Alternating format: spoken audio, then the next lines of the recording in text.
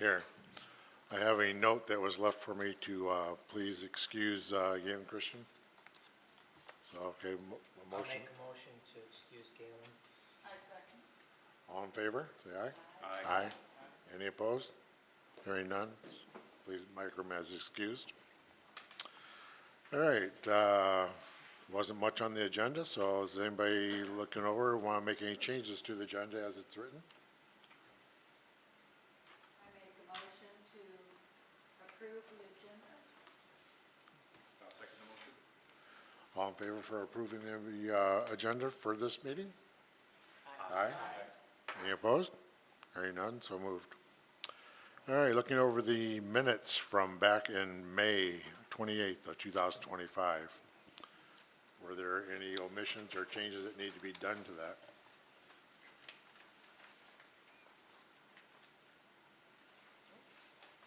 I make a motion to approve the minutes as presented. I second. All in favor? Aye. Any opposed? Approved. Can I get a volunteer to read our statement of purpose? I'll do it. The mission of the Holly Village government is to enhance our community's quality of life. Our organization strives for quality services, responsive action to citizen requests, and a cost-effective government. We promote citizen participation, proactive decision-making, and environmental quality. Most importantly, we shall always serve the citizens of Holly.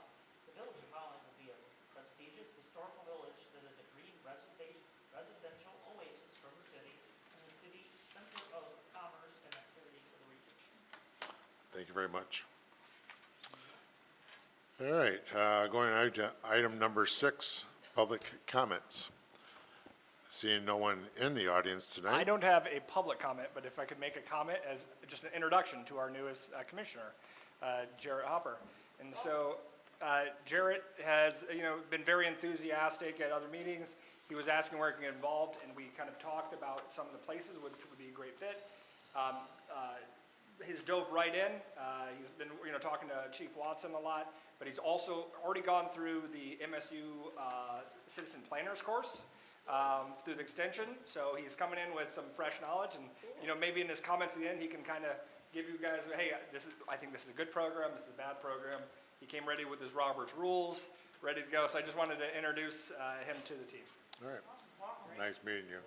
Nice meeting you as well, and look forward to working with everyone. All right, thank you. Glad you stepped up and volunteered. Thank you.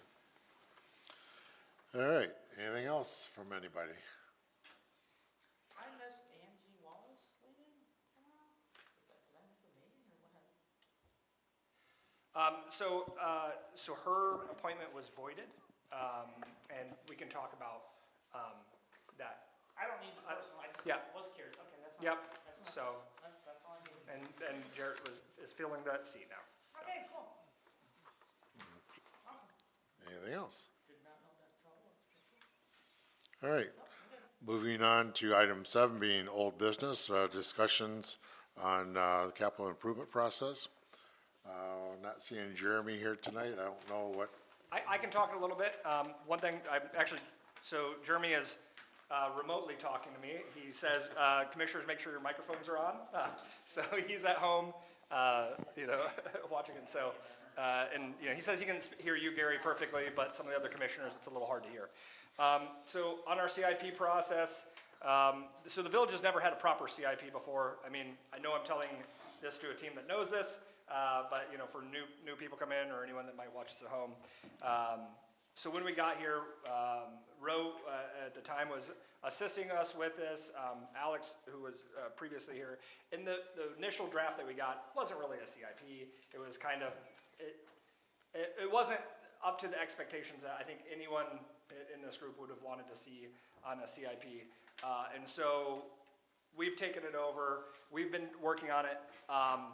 But honestly, it's, most of it is a wish list, until we kind of get some of our finance stuff figured out. And that's, where we're looking at. We have done it. We've included our roads, our water sewer projects, all of these things on there, getting some of our other infrastructure on there to give us a better one. But right now, we haven't had any, until we get some of these, until we do some of these budgeting processes for the future, we haven't determined what fiscal years they'll be tied to. So right now, it's all in the TBD line for the most part. We have some things that we're looking at, but staff has been working on building it. But it's also been, although it's a priority, it has been a lower priority with a limited staff and all the other things we're working on. It's there.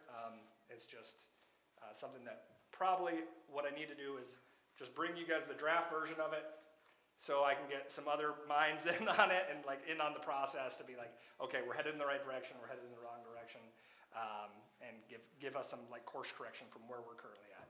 And so next month's meeting or the next time we meet, we'll have a version to you to review to some extent. Might not have dates on it yet, but it will at least have projects that we're looking at for that.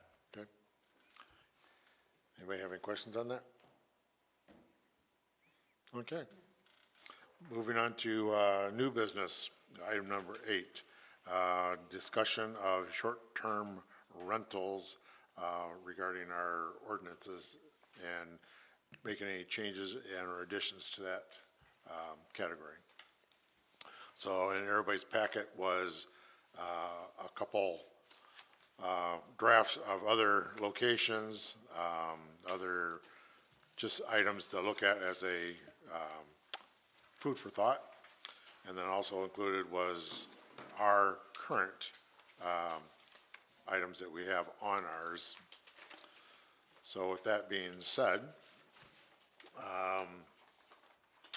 is anyone would like to start off or make any comments, additions, and or open a conversation? Sure.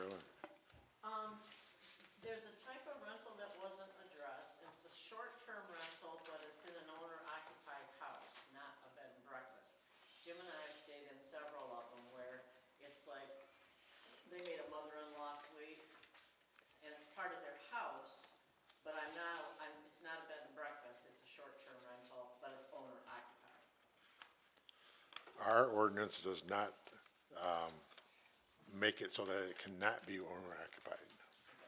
Okay? I'm pretty sure that, that's kind of what I was looking at. I believe that we are, like mother-in-law suite, like rentals are not actually allowed by ordinance. They can't do that in general. I know I'm about to get a text from Jeremy in just a second. I know, whether or not that's true. I don't As know. long as it's attached, they can do it. Why could we not rent a room out? I'd have to look, because I know that this has been brought up before, and I don't know, and I'm not gonna put Amy on the spot too much, but I don't know if you've looked at ours. I believe ours allows you to rent a room. Let me look at, the texts are coming in. So, Short-term designation allows Okay. It wasn't in the news. It's not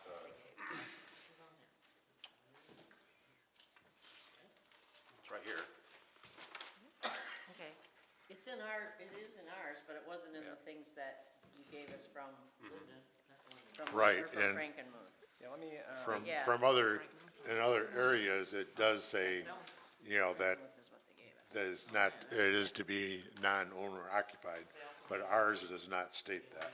so he's saying no separate structures allowed, only one primary. So I think in the ordinance, it does say this can include one room to the whole house. So as long as it's a single room attached to the house, that's fine. Well, what if you had a walkout basement and a finished basement? Basically, like if you had like an apartment in your basement, separate entrance, but you lived on the main floor, could they Airbnb the basement apartment? Sure. Yeah, as long as it falls within the period of time that it falls underneath that category. Now, going to Ms. Everly's point, though, I think Ann Arbor does the same thing, too. They set limits on where. So, for instance, if it's an owner-occupied, you can do it in residential districts. If you're not owner-occupied, you can only do it on their main business areas. And I think that would hopefully reduce, and I wanted to also get staff's input on this, if we are seeing complaints. So if the owner's there, you'd have to imagine they're going to put a stop to rowdy behavior. You would go from owner to police. There is. Yeah. My only other question I had know we had some limits in there. Probably not gonna happen, but if the size of the house could hold should it be tied to bedrooms in the house? I know I saw some that was 12, 18, I'm like, if they have a, you know, if you have a large house, a couple of families have several little kids, you could be running again into occupancy issues, even though the dwelling you're renting is plenty spacious. But I do understand you also don't want 10 people renting a one-bedroom, Well, anything. ours does have in line E of 157, 130B, it does say, it does give a minimum square footage and the number of lodgers in that square footage as a minimum. Right, but that's for the bedroom space. Right, and that's what you were referring to, is Well, yeah, for me. you it couldn't was- have 17 in that room, you know. Yeah. Mr. General, Sir. So this kind of goes into a couple of the comments that I was gonna bring to the commission's attention. And that's mainly about the subjective nature of some of the ordinance language, particularly around, like, some of the points were just made, you know, by Mr. Cross and Mr. Kinnaman about how it can be subjective as far as the type of room that's being rented. And as you had said, Mr. Cross, as far as if you have 10 rooms and you rent out 10 rooms in that, what is that impact to the community? And I think that that ties right into some of the subjective nature. So in section 157.130B, subsections A and D, they're both very subjective in nature. And I actually asked for a couple of printouts for, this packet is my deal here, so you're welcome, everybody. But a couple of the Airbnbs that I pulled up highlight the reasoning behind some of the subjective nature that I'm going to elaborate on. So, for instance, in subsection A, where it says must be operated entirely within the principal dwelling, not within any garage or accessory building located upon the premises except for incidental storage use or in use of a residential type garage, if you look at the Airbnb in the packet that is the Holly Hideaway, which technically this is on Tucker Road, so it's outside of the village, but it will highlight the points that I'm trying to make. I'm trying to see if the graphic is here. So you can kind of see the graphic. So this is actually it's a structure that is outside, so it's not necessarily, it's the one here, I don't know what page it's on, but you'll see the Holly Hideaway graphic on the front. It could be, or could not be a principal dwelling, but it has garage doors, which is a common decorative piece that comes into it. So I guess that leads to say, are we looking at a garage that was converted? Or is this a principal dwelling that is allowing for new decorative features that are considered in style for the times for that?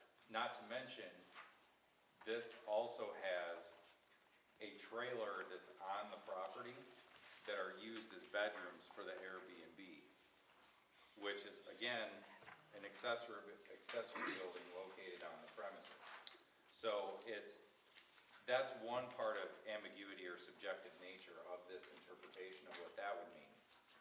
The second one is kind of going into the parking and so forth. It says subsection D, which is shall not constitute an annoyance or nuisance to adjoining residents by reason of noise, smoke, odor, electrical disturbance, night lighting, or the creation of unreasonable traffic to the premises. Well, what I think is unreasonable and what you may think is unreasonable are different conditions. Like, what I might think is noisy is different than what you might think is noisy. What I might think is bigger traffic or unnecessary traffic might be considered to be fine for someone else. So that's also why I included the Linden ordinance in this, is that Linden seems to have done a pretty nice job of putting some more I guess, more accountability in terms of getting rid of these interpretations that are in the ordinance. It's a little bit more distinct, and that's what I would put forth to our commission is that as we're looking at this, is maybe making a recommendation that these be revised to make sure that there is less subjectivity. It's like when I've managed employees, it's like you can't hold someone accountable for items that they don't know that they're held accountable for. Well, it's the same here. It's like we could easily be subjected to a situation where someone could interpret something different, and then we're in an issue that way, so. Rebuttal. Okay, I got one for you. Yeah. So, the example of the hideaway doesn't apply in the village because nobody can live in a trailer in the village. So Sure. you can't have a primary residence as a trailer, so that one won't work. Well, no, but keep in mind, that's not, the trailer's not the part. It's the trailer's an offshoot of the main building, which, so, I know it's really hard to see, but so if you look at the top right corner, do you see the building in the top right corner of that graphic? Yes. Yeah, so it's hard to see, but if you look this up online, it looks like a garage. Like, it looks like a garage that they put a door in the center and has two literal garage doors that are in it. So, based on what we're saying, is it a residential type garage? It could totally be interpreted as a residential type garage that was renovated into an Airbnb. But it would Like not a be, Condominium. right, but it would not be the, But that falls Well, outside. all right, hang on. All right, what I was gonna say was, our ordinance says it has to be the principal dwelling. Sure. All right, so an accessory building or something made into an accessory building to house people is not the principal dwelling. Okay, but so what if somebody made a garage into a principal dwelling with garage doors? You Would can that only be have one considered- principal dwelling on a parcel. Okay, so would that be something like a barn dominium kind of situation? It could be, but it wouldn't be allowed for use in our ordinance because it's Okay. not the principal dwelling. Okay. Planner, do you have comments? I see you nodding your head back and forth, so. No, I mean, your ordinance is very clear. It says that it has to be within the primary dwelling and that the short-term rentals cannot be located in a garage or an accessory building. So it doesn't allow for those secondary uses within those, ancillary buildings. You know, these are becoming more and more common. The other thing with the short-term rentals is if you research other communities, many of them have amended their ordinances multiple times because this is an ever-evolving trend, right? So like what used to be popular for short-term rentals in 2019 when you adopted this has changed since then. So most communities that are battling these to an extent, if they are an issue, they have already amended their ordinance a few times over, right? So it's not unusual for this to be a living document that you're going to be looking at as time changes and the trend evolves. So we are seeing in other communities kind of what this commissioner is referring to, where people are putting multiple small ancillary accessory type of dwelling units within a parcel and renting them out individually. That is occurring in other communities. Your ordinance really doesn't permit that, but I can, we do see it in other places. There's the minimum square footage of a house in our area, so they couldn't do that on multiple. Right, that's what I'm saying. Your Yeah. ordinance wouldn't allow it, but we do see it in other communities that we work for where people are taking a large parcel and putting multiple small accessory structures as living units and renting them as short-term rentals. So it is occurring in other places. What if I'm just curious, like in that example with the trailer that's the accessory dwelling, it doesn't have plumbing or anything in that, it's just beds in a trailer. Oh, yeah, I'm not sure how. Yeah, now, our ordinance does not allow a trailer to be occupied, period. Okay. I don't even know if that would meet building and health Oh, no. code requirements, so Right, I but kind of don't. The thing that, and some of the other documentation, so that I thought we probably should add to that would be the use of tents. Because,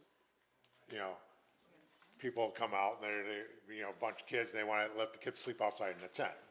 Well, we don't specifically, we do say it has to be in the dwelling, but to me, it should say not use of tents only for the reason of discouraging the possibility of versus, you know, after the fact. Because I have to imagine our ordinance says something about camping, but it's probably limited to a certain, like 2 weeks a year or something like that. And I don't remember seeing that in the ordinance, because there's lots of people that will let their kids go out and sleep in a tent in the yard. Right. You know, so, you know, I would see that as a possibility where someone could try to get around needing more space and putting some tents up, you know, bringing them with themselves, not necessarily the person that's renting out the house, but the people coming to occupy it, putting up tents.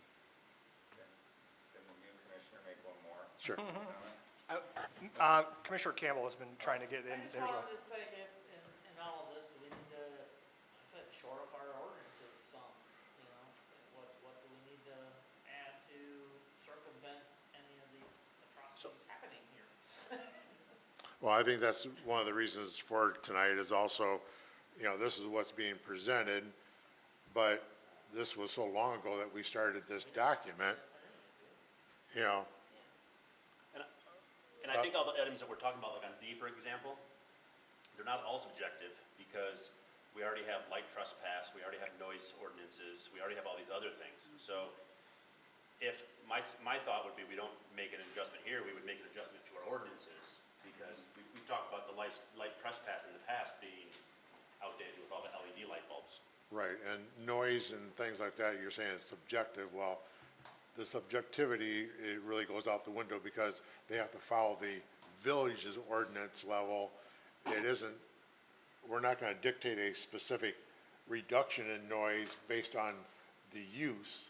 We're going by the standard, or noise levels within the village itself. Whether you're your own house, there's still an ordinance setting a noise level. So within our ordinance, a dwelling unit, a building of or portion thereof designed for occupancy of one family or residential purposes and having single cooking and bath facility for each. In no case shall a travel trailer, motorhome, automobile, tent, or other portable building not defined as a recreational vehicle be considered a dwelling.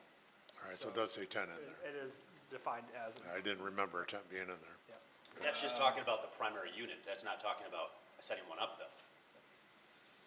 I will say that if you do feel like there could potentially be an issue for people bringing campers or tents or whatnot to the site of a short-term rental, that you should put that prohibition in the short-term rental section so that whomever is enforcing the ordinance only has to look in one place. It's not really great to put regulations in definitions. It also looked like, if we can bring that back up, we are contradicting ourselves also, because we say no tents, no motorhomes, anything not classified as a recreational vehicle. Did I read that right?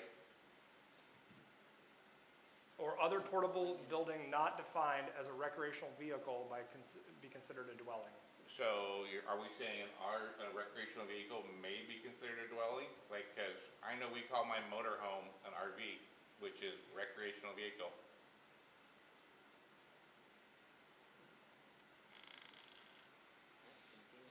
Because I mean, it doesn't have native plumbing, but with an extension cord and a hose, it's got plumbing, onboard sewage tanks, everything. I think it's just saying if it's not an RV, it's still not a home. I was gonna say. So what's the difference between a motorhome and a recreational vehicle? I think this is just saying, I think this is just covering all the bases is my read on it. I'd say even if you don't classify it as an RV, it's still not a mobile home, or it's still not a primary dwelling unit, right? You may Yeah, have I a think it's definition listing for all of recreational those vehicle. things and saying, Let's see. these are things that are not considered a motorhome. A motorhome is included, but this is a list of things other than. Okay. Motorhome definition. And here's the recreational vehicle definitions.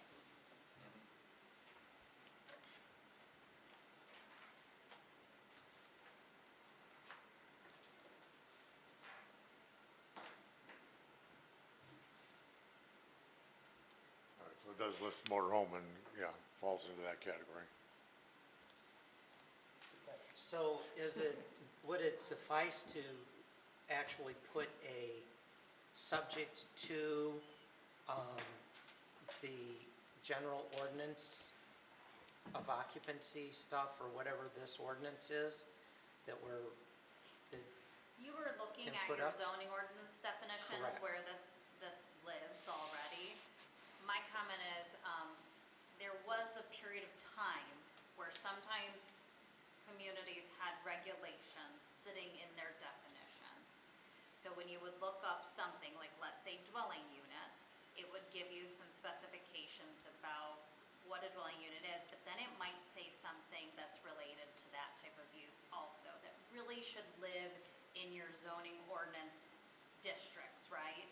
So if you envision having an issue with people bringing additional campers, or bringing a camper and parking it in the driveway of a short-term rental, or bringing tents for kids staying at the short-term rental to sleep outside, or just people in general, right?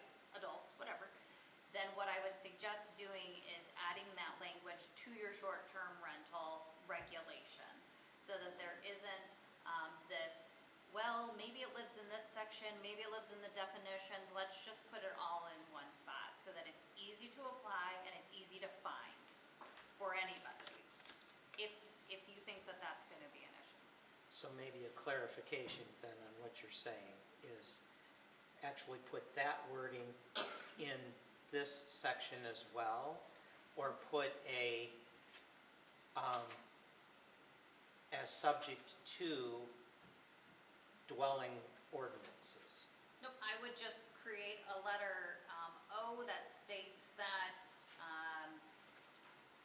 parking campers and pitching tents at the location of an approved short-term rental is not permitted, something like that, that prohibits those type of uses. And you can use recreational vehicle to kind of cover all of those, since that seems to cover all of those Or any type of uses. Any sleeping not in the primary unit does too.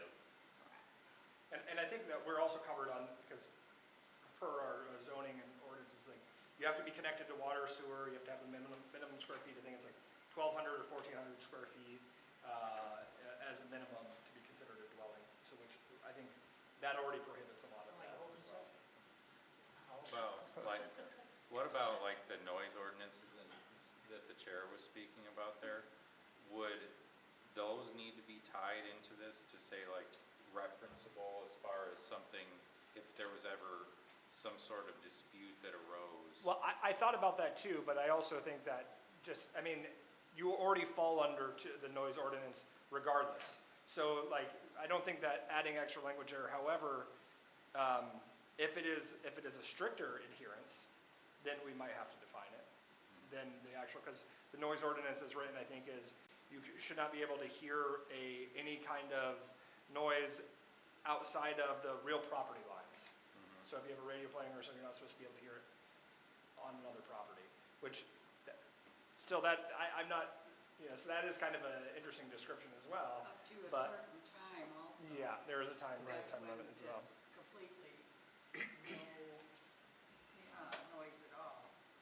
I'm wondering if some of that could be included in the booklet that goes on the counter in the dwelling, in the rental, that highlights what our noise and some of those ordinances actually are, to place it there. But that's all done by the person running the property, that's their booklet.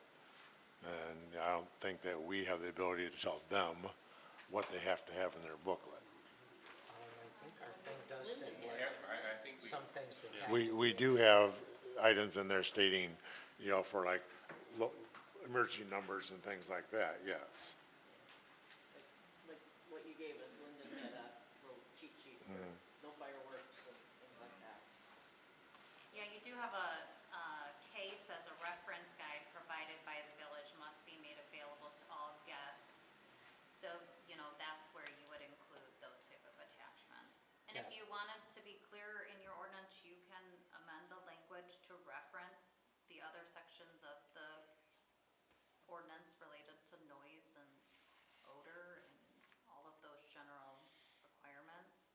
It's up to you how you want Well, I think we do want to be as clear as possible, but the same token, if we made it as clear as possible in each subcategory, we'd be rewriting the book 100 times, you know, and it would be so thick, you know, that it just wouldn't make sense to me because of the cost of it. I think it's easier to do cross-referencing to. the Sherilyn? general ordinance. I just have two things. I want to go back to the auxiliary dwelling units on property. I think when we look at Holly going forward, that's something that we really should think about allowing. Number one, it's cost-effective housing for a lot of people. And number two, it's often recommended for aging in place. So to just say no ADUs, I disagree with. I think it's something we need to talk about. And the second thing that I noticed in the Frankenmuth stuff that you provided was that they were very specific that you can't park on the street. If you're gonna have an Airbnb and you're gonna run a bed and breakfast, you need to have parking. And I know we have been more than generous with giving away our parking. So, I don't know what the answer is, but at least it was addressed there. I had an item too about the parking. I think one of the issues that I can foresee is I think council was talking about fees for parking licenses or something like that, a minimal $5 fee for someone that lives there. I could see something where if you're running a business and you're using it as a hotel, it doesn't seem fair to me to charge that individual the same $5 parking fee or no fee and have them take all of the spots for our overnight spots for our residents. So that would be something I would be interested in, either working on in our ordinance or however we have to do that. So that kind of ties into one item that I was put in this packet as well. And if we look at this, there is an Airbnb that is in the village. It's called Boxcar Bunker. And it's right across the street from where the Holly Depot is, or not the Holly Depot, but the parking lot where the farmer's market is. It was a commercial building, at least I know of one business that was operated out of one side of that. So I'm not sure if that was zoned for multi-use, you know? Single-family home. That came before us. It did. Okay. So I guess and maybe this is something that our representative from Rowe can help with it as well, is because I guess where I'm going with this, we have very limited parcels, to my understanding, that are zoned for commercial in the village that we are allowed to utilize for commercial taxable rates.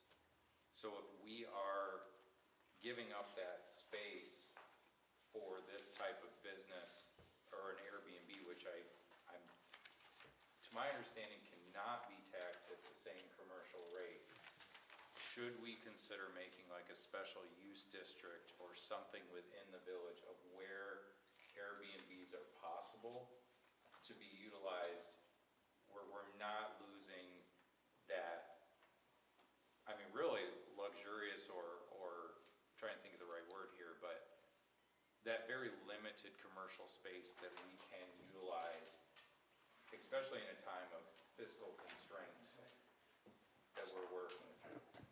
So just something for us all to think about, maybe discuss.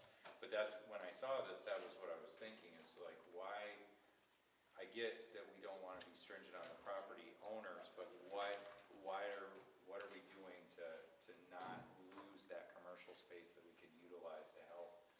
There's been several that came here. I think the one just next to the gas station was rezoned commercial, or not gas station, the car wash. Next to the car wash up there was commercial. And then the one you were speaking of, the depot. Good point. Now, I am for you. I think the idea is solid to make an area where if you're not living on the premises as an owner, if it's not your primary residence, I don't think you should be able to rent it out like a hotel. So if you're in a downtown area already, you're expecting more business. If you live like next to my house, which is a business, you're already expecting to have businesses nearby. But if you're on College Street's not the best example anymore, is it? But How about, use mine. So Yeah. like I live on Cogshell, Cogshell. yep. So Cogshell Street is close enough to the wedding venues to where someone could stay. And actually, my next door neighbor rents that house from California. Like, they don't, but they do have a representative that comes around, but it's a long-term rental. They're from California, but if that, let's say that, which could be a feasible solution, let's say that he says, yeah, I don't wanna sell, but I'm gonna turn it into Airbnb. Is that permissible in that area versus, I mean, would that be permissible or versus something that's right on like Main Street that would be a commercial, building or area where commercial buildings could be procured and help the village with commercial taxable income or revenue? So right now, what we're looking through is that, because I know it's in CBD, it's R1A, R1B, but I'm seeing if it's actually permitted within commercial right now. No. No. So it's already not, and it's not a special land use of within commercial as it is right now. Even within the central business district, it's for the second floor above. Right, which is the downtown. Right, right. Yeah. So, but like for instance with this that was approved, like this boxcar bunker, this was a one side of this could have been a commercial. So what happened was they came before and they said, I want to rezone it. And then I think there was discussion, I went back to look, and there was like, some people said yes, some people said no. Ultimately, the recommendation from planning commission was rezone it, and I believe it went to council, and they said rezone it too. Okay. But kind of to redirect a little bit in the conversation as well, and to your point, I think one of the reasons that this came up, and I know when the village president mentioned this to us, was that they wanted to look at how we can put limitations on amounts allowed. And so that kind of feeds into what you're talking about right there, but I think that's also one of the things that we wanted to discuss tonight, just limitations in general.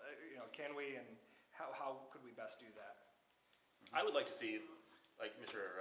Hopper, correct? Mr. Hopper brought up here, the Main Street, no limits, for instance, or limits, obviously, but then you must have a primary person living in the rental unit off on the other areas. All right, so we just approved an Airbnb for a guy, the guy lives in Vegas. Yep. Nobody lives there, but his sister's local. So And she is his Manager. area manager. Yep. But it is unoccupied. So for something like that, it probably would just be a non-conforming use. They would be grandfathered in, and we're not gonna say you must put someone in the house now. So it would be then from everyone going forward, is my understanding of how it would work. And the only reason I was on board with that guy is his sister was here. He had a family, somebody taken care of, as opposed to, I'm gonna hire somebody. Well, right now, we had to approve it anyway, because it's our ordinance. Yeah. But if we change the ordinance, Shirley. One of the ways to limit, and again, thanks for sending us Frankenmuth, they can't be more than 200, they can't be within 200 feet of each other.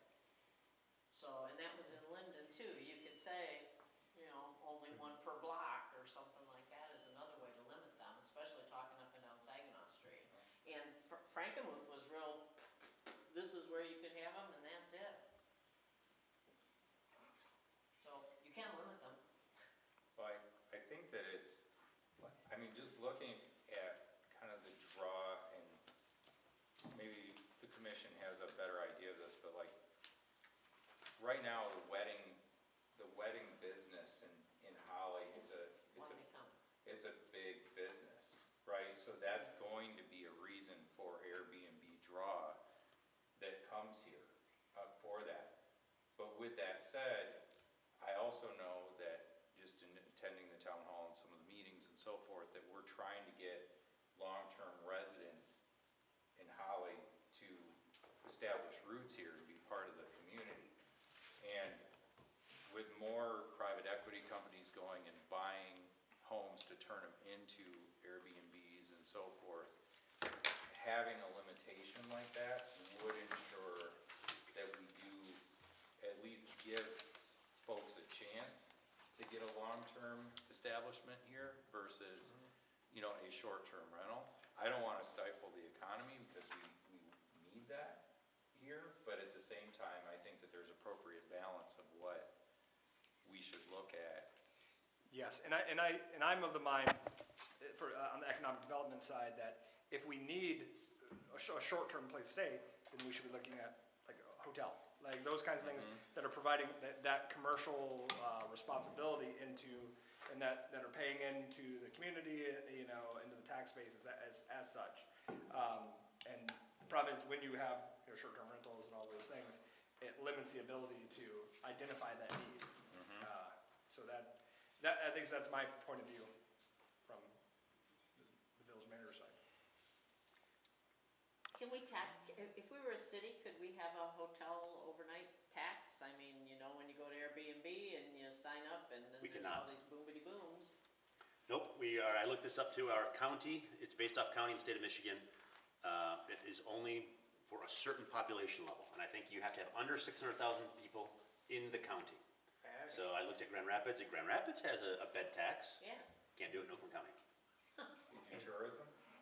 So I think that's how they do it, but we are not allowed to do that because we have so many people in the state, or in our county. Okay. Other communities have done a percentage where they cap it based on percentage. So like Traverse City is a great example, which is actually, might be expanding it because they had them allowed in certain zoning districts up to like 25%. And then in other zoning districts, it was unlimited. And so they're looking to potentially change that unlimited to capped as well.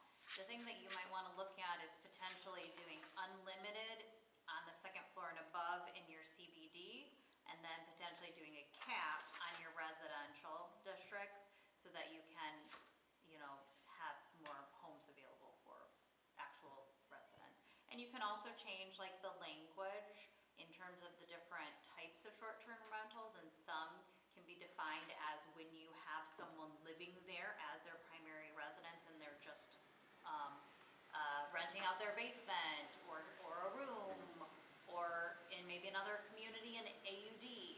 So you could do something like that, as well as you could define the uses that where it is just a, you know, they can rent the whole house and no one lives on site, and maybe you prohibit those. You know, it just depends on what you guys are trying to regulate, and then we can help you try and figure out how you want to regulate it. So I'm curious, the new, I think it is an Airbnb. The building that's across the street from the Holly Cafe, across the tracks, is Oh, that, that's my girl's house. They came before us as well. that's an Airbnb? Yeah. Okay, and how many? That's occupied all the time now. His daughter stays there as a caretaker over the garage. She's always there. Okay, but I was just curious, like, how many, He's there quite a bit too, actually. They accommodate 14 people, I think. that's what I was Yeah, wondering. Yeah, I it takes say, a couple that's families. one person, It's a huge house. It's beautiful though. yeah, I got the tour. It's really nice. yeah, it looks great. It's very nice. He did a good job on it. He put a lot into it. It'll be years before he gets that thing. So, my question, we can come up with all the restrictions and stuff we want to, but what are we doing about the rogue ones that are happening and they just do it and they never come before us? I don't think we have a stiff enough or even one at all of a fine for failure to register and come before the commission and get it approved, you know? I think it's just, if they don't do it, it's just not happening. Well, they don't have to come before the commission to get it approved. They have to submit to get the permit approved through the village offices. They don't come before us. For a special use, they do. Not if they're gonna rent out like a portion of their home. For Airbnb, they should. For a short-term rental. They have to get the permit from the village. They don't have to come to us to have it approved. Oh, but that big one did on Railroad Street, remember? They were remodeling and doing that completely different.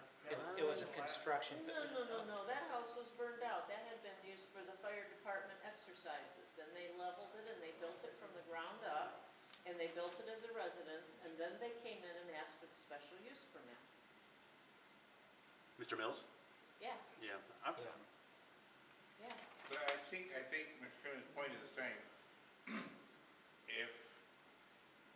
If there be an Airbnb on the side, what is the village's recourse? Because I don't believe the planning commission can ticket or fine anybody. It is up to the village code There should enforcement be officer. a fee or a penalty for not registering and being caught that you're using it as such. Correct. Most communities that deal with these type of uses on a regular basis, they actually have them living in their general ordinances with a registration program under their business chapter. So the business chapter of your general ordinances, which is outside of your zoning ordinance, you can create your registration and all of that, as well as create penalties. Because right now, if somebody popped up an Airbnb right there, we could say, don't do that, and they could say, I'm gonna do it anyways, and, Well, if we know about it, it's one thing. Yeah, yeah. but we should, there's no, what is the penalty from it? I'm gonna keep doing it. There is, so that was one of the things I looked at too. And one of the municipalities, they mandated in their ordinance that you must list your license number in the listing for the short-term rental. So they said you must list your license number and you must list the maximum occupancy of your building. and I think that would work both ways, because we've all heard stories where I went on vacation, somebody rented my house out to an Airbnb while I was on vacation. It wasn't me renting it. If they didn't have that, what is your permit number? No, it's, So then, if they didn't register, I believe it was a $500 fine, municipal fine per day. Okay, yeah. That would be nice. That would be nice, yeah. well, I can see per day or per day while the listing's up, because you're like, oh, okay, I gotta take it down to do the right steps. It's gonna take me some time to do the right steps. As long as I pulled it off, Yeah. I should be okay to not get fined as long as I'm doing the steps to go back on. So Amy and I were talking about some of this real quick, and I think one of the answers is that we need to add it to our business section of our ordinances and identify it as a business, making it a requirement to register as a business. And that way, we can use, first of all, the fines that currently exist for not, operating a business without being permitted, all those things. But also, in that place, also incorporate what fines would entail not registering it. And we don't have to necessarily create the sausage tonight on that, but if that's something we want to proceed on, we can start drafting up examples to bring before you next time, if that's something we're interested in. I agree, that's something we should proceed on. Yeah, I like that. Yeah, okay. Yeah, again, we'll go to our charter ordinance committee, and they would be the ones that would approve it. Right. So it wouldn't really need to go in front, but we could still work on language and, if that's something we want to. We do. Okay. Ordinance.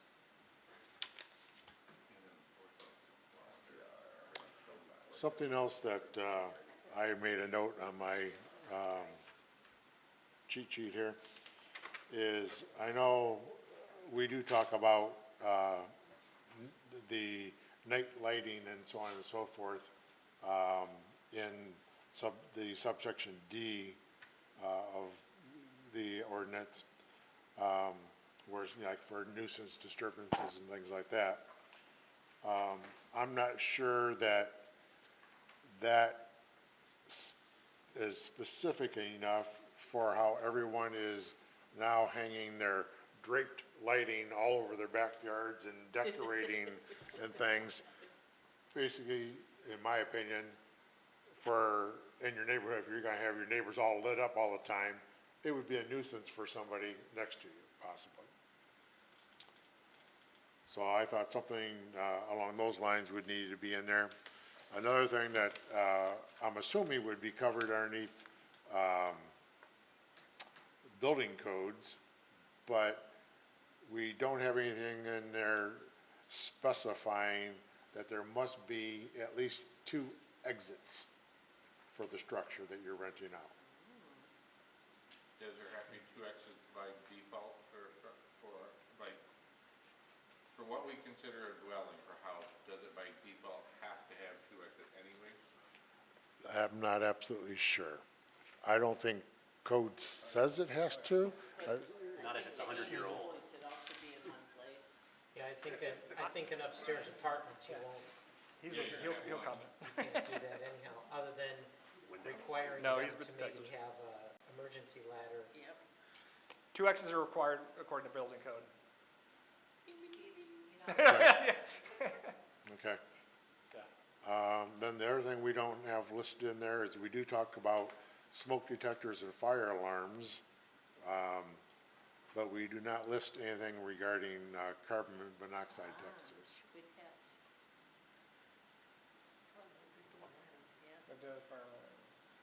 Carbon monoxide, CO2.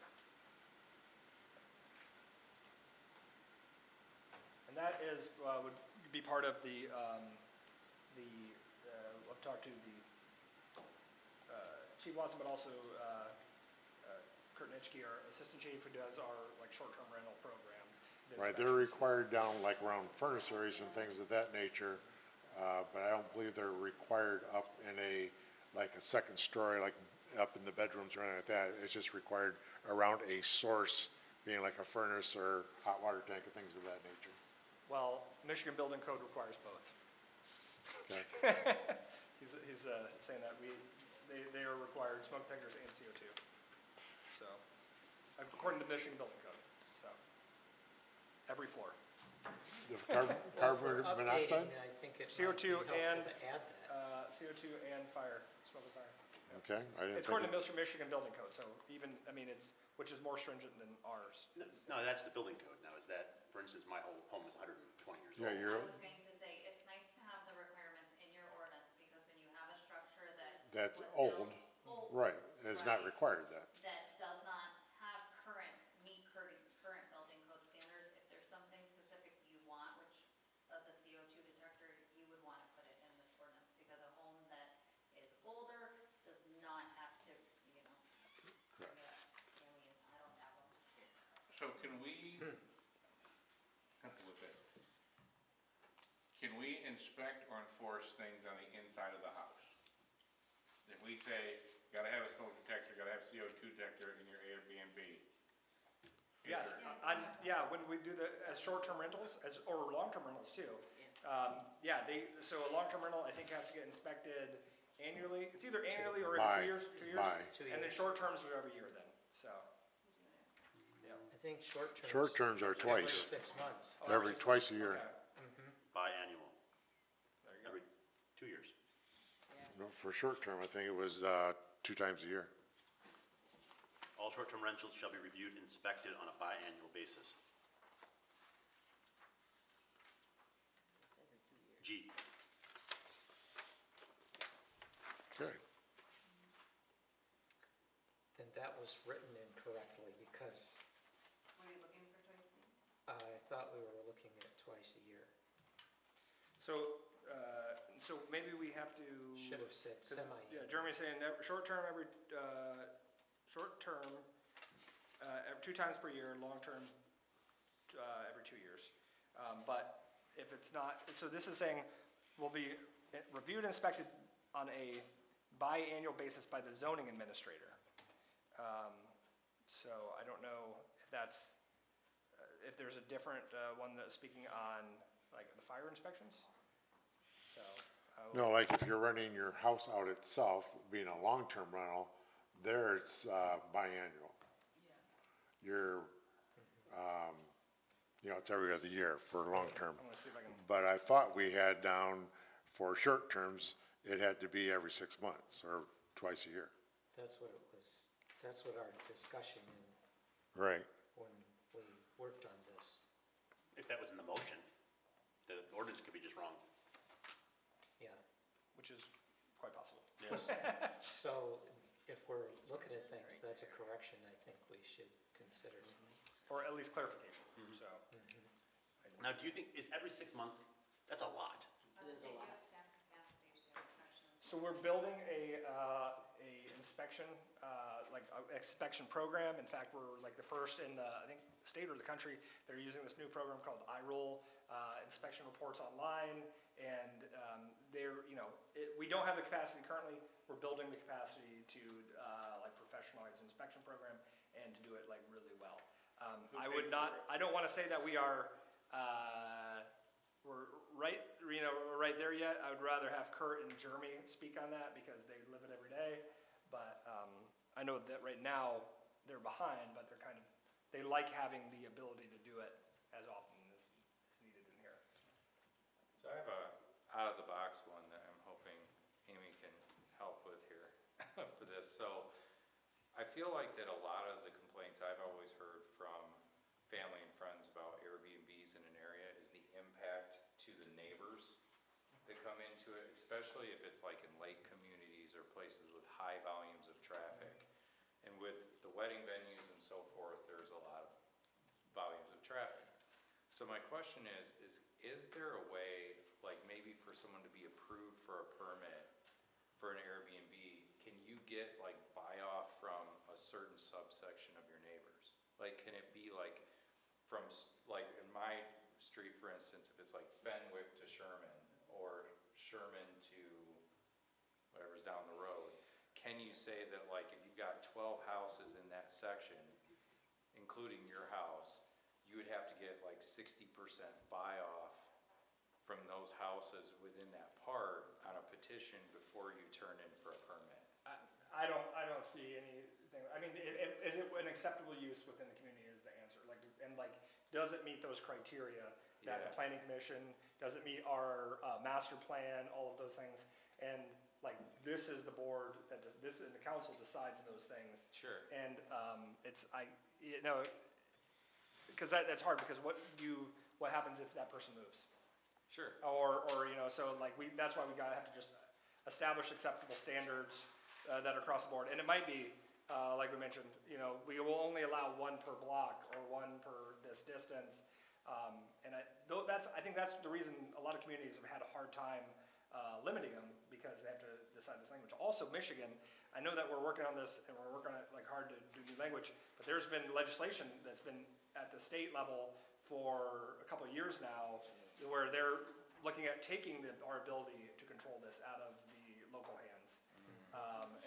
And there's competing legislation that's trying to give us more control over it. So, and then Airbnb is suing the city of Miami for, over-regulating. Sure.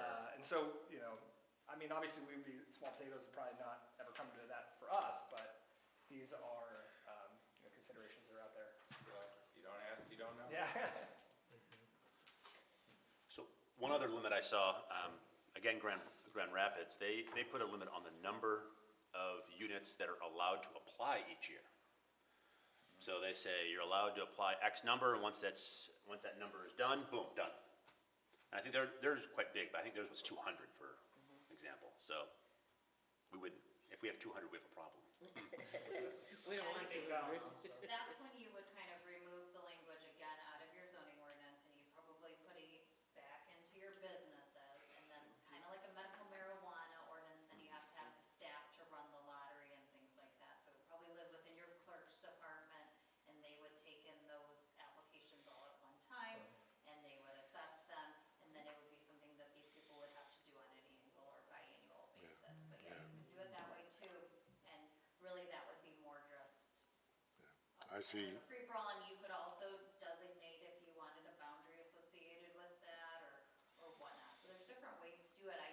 You just have to tell us how you want to regulate it so that we can give you what you're looking for. Do we have any language on, so if I went and got my Airbnb, did it all legally, signed up, and then did it for a few months and it said, I don't want to do it, waited 2 or 3 years, and I'm like, you know what, I want to do it again. It seems like there should be Our language, yeah, well, a reinstatement process, or, when I was, worked emergency medicine, I had to renew things at a certain, We, of thing. our registration is a annual registration, I believe, for the use. For businesses. For Well, businesses, for- dude, for this- special land use, you're, This is a once and done. It's Yeah. $50 No. a year. What we've No, I'm had- talking about the fee and the, like for inspections, thing like that. Rental inspection, short-term biannually, 140. Rental, short-term annual, $50. So other communities, what they'll do is they'll do the $50 annual, but then if you file it late, there's a fee. So you could say, hey, you wanna do it again, you owe us bunches of back money. I think that. Every year you have to renew that. Yeah, $50. I think the most helpful way to go forward from here is, because we could, is really get the opinion of the commission, like, and as you guys have interpreted the master plan and the village, like, what do you want to see from this? Like, what do you want to see limited? What is it, and allow Amy, myself, Chief Watson, to kind of come up with some draft language that you could like review and say, hey, does this meet it? Rather than like, I don't think we necessarily go line by line, but if there's, you know, big things that you want taken out, or there's, you know, key objectives from this, if we're looking at limiting it, if we're looking at, you know, if we're looking at limiting it by zone, like, hey, we have no problem people doing it in CBD on the second story. That can be a free-for-all because that is kind of the expected use there. But in our, you know, in our residential areas, we want to really look at limiting it. So, you know, I guess what is your expectation for us so we can come back and like come up with some suggestions? Is that, would you agree? Can I ask some questions that might lead us to what we would be developing for you? So, in terms of the village, are you looking to, again, have it be unlimited in the central business district for the second floor up? Does that make sense? I would say yes, except for the parking. Parking is an issue. I will say, you know, you want people downtown, right? You want people to be frequenting these businesses. And if you're concerned about the residential neighborhoods and the impact of short-term rentals being in those, you really want to put them somewhere that has lesser impact on the residential neighborhood. So really, downtown is a great spot for them. I mean, here's the deal. If somebody's gonna frequently use a place for this, they're gonna try and figure out a place that the people are gonna park, because that's gonna be a complaint and a reason why they're not getting people re-renting, right? Right. Because people are gonna write reviews, and if people write reviews that say, you're not gonna find parking, then it's not gonna work out, right? So what do other communities do here? But that's gonna hurt the other businesses in our category downtown. Okay, so you don't want them downtown. I guess No, I'm saying we do want them for the upper areas, but parking, right now, we have limited parking for the businesses in the first place where people can't find places to park to utilize the business aspect of the daytime. What did we have for the short term that you could not, park on the street? Other than where, you know, it's allowed? And wasn't it also if, for downtown, they were supposed to be parking in the municipal parking lots? Well, we had tried to get the employers to make the employees, Yes, Park. that also. but that doesn't happen either. You know, there's no ordinance or anything that says they have to. There is overnight parking space in the municipal parking lots.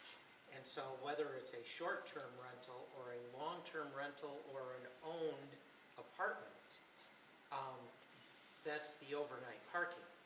So unless, and there are a few buildings that own parking space in the backs, and so unless they specifically own parking space, it doesn't matter who's dwelling in the apartment, it still falls into the overnight parking.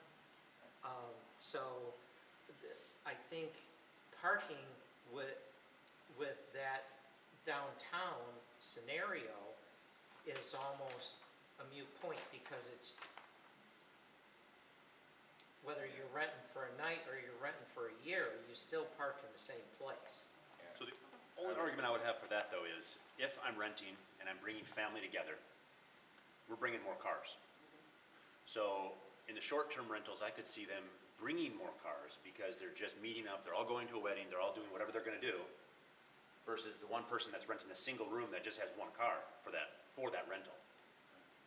But I think that when we're saying that though, it's kind of like, you know, you're kind of in a stuck spot regardless. If we're gonna choose one or the other, whether it's gonna be taking the parking on the streets in the residential areas or working through that conflict in a place that we're already expecting parking, I think that that's a better choice personally, just to unlimited it that way. And just, oh, sorry. And downtown's dead at night, and that's when most of the people are gonna be staying and Yeah. parking is overnight. The concern I have would be more around the wedding venues in the neighborhoods and around our recreation lakes. Bush Lake is where I've heard complaints from people that live there, and that's where I think I'd do like one every 500 feet or something, or put some limit on how many could be around the edge of the lake. Well, We can't limit just as for, because I know that Sherilyn, you'd mentioned it earlier, we can't limit usage of on the village streets. We can't say, hey, you can't park here if you're like, we can't permit parking, we can't say, you know, only village resident, because they're public roads or public streets, you know, people can park on them, we can't, you know, make it, so it's like only for the resident. Just, you know, just to be clear as we're going in that. What we developed here, though, I believe, required a certain amount of off-street parking per person. Is already built into this for residential scenarios. So, you know, if you've got 3 bedrooms that hold, you know, a total of 6 people, then you have to provide at least 3 or 4 parking spaces off-street on your property. So that is already kind of a restriction on what can and cannot happen. You know, if they have 3 people come over to visit them while they're there, they park on the street, that's on the street. But that was built into this, how many parking spaces you are required to have for that premises, based on the occupancy. Plus that kind of gives I mean, I know this is not kind of the full objective of that, but that also gives a safeguard to the B2B owner, or the Airbnb owner, that like, hey, I've supplied this. You know, whereas if it does take the street parking, like everybody's saying here, there's nothing you can do, but at least they're following the regulations to supply it. So it kind of covers that. And that will by nature eliminate some of our properties. You know, if you've got a 35-foot frontage, you are not going to be able to put 4 parking spaces in your yard. You know, your home, your lot automatically disqualifies you from having an Airbnb because you don't meet the qualifications property-wise. So then, let's Where's go back. where's the parking on the short term? I Yeah, don't see it.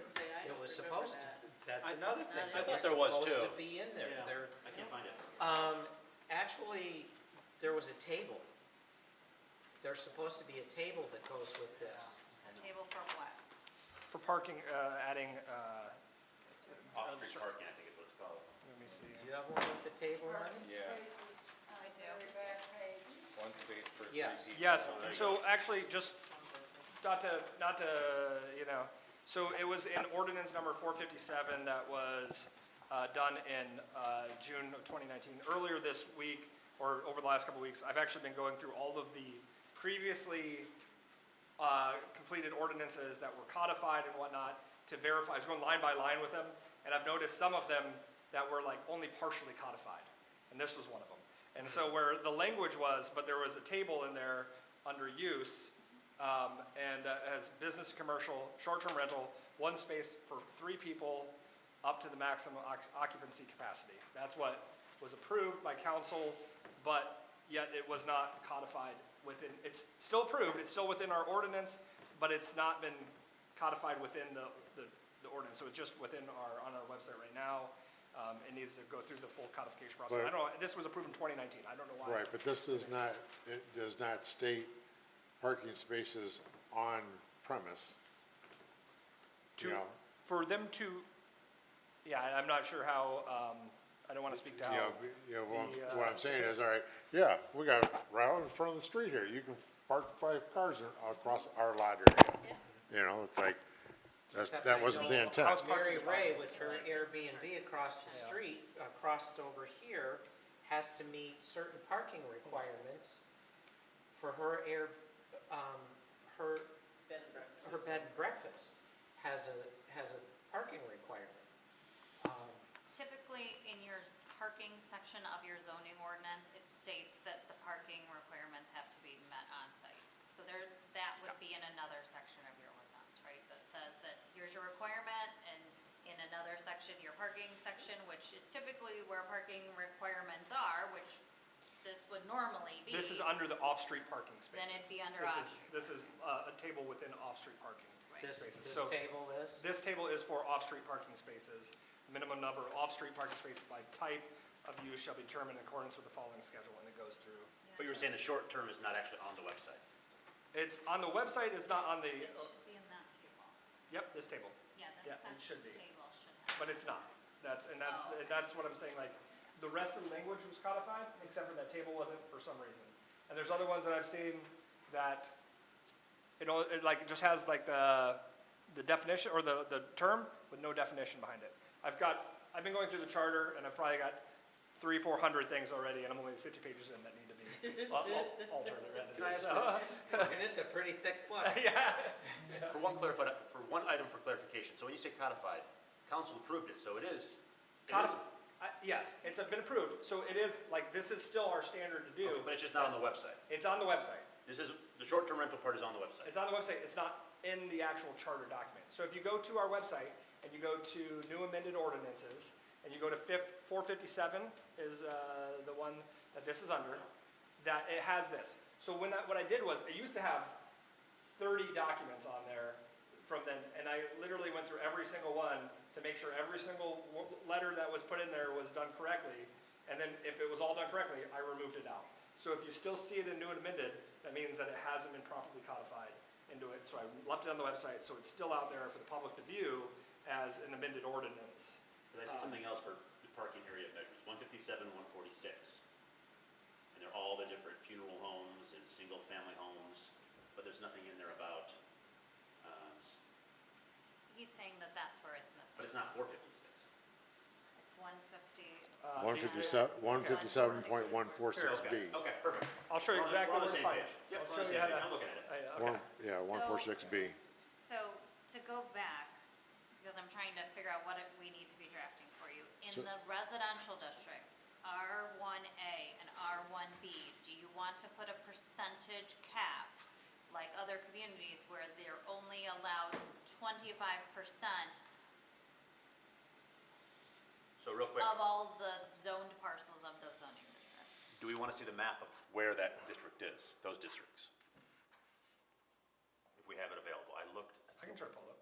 What I think would be the most conducive to help you land on your percentage, if that's the route that you want to go, is that we would get your assessing data, figure out how many units in each of those 2 zoning classifications you have, and then we would do some examples for you. If you pick 25%, you would have 50 short-term rentals throughout the entire R1A zoning district. If you picked 10%, you'd have such and such.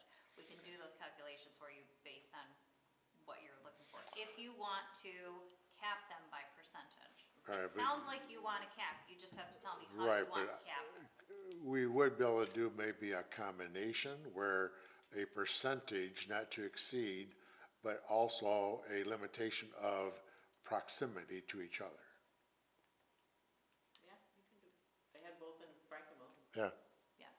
now do we want to classify anything different if the owner is occupying it?